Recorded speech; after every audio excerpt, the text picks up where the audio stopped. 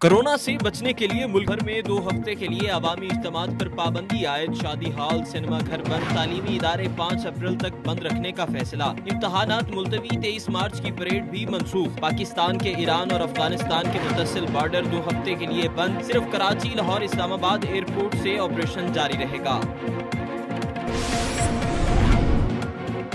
पाकिस्तान में 28 अफराद में कोरोना वायरस की तस्दीक, 3 मरीज सेहतयाब हुए। वजारत सेहत की रिपोर्ट के मुताबिक 3 अफराद कोरोना वायरस से मुकम्मल सेहतयाब। 609 अफराद के टेस्ट किए गए। सिंध में 13, बलूचिस्तान में 6, इस्लामाबाद और गिलगित बल्तिस्तान में 3 केस रिपोर्ट हुए। इटली कोरोना के नए केसेस और अमवात में इस वक्त चीन से आगे। इटली में 24 घंटे के दौरान 250 से ज्यादा अफराद हलाक, तादाद 1266 हो गई। 17,000 से ज्यादा अफराद में कोरोना वायरस की तस्दीक। अगर आपने अभी तक हमारा चैनल सब्सक्राइब नहीं किया तो अभी सब्सक्राइब करें और बेल आइकॉन को क्लिक करके हमारी लेटेस्ट वीडियोस के बारे में अपडेट जानें।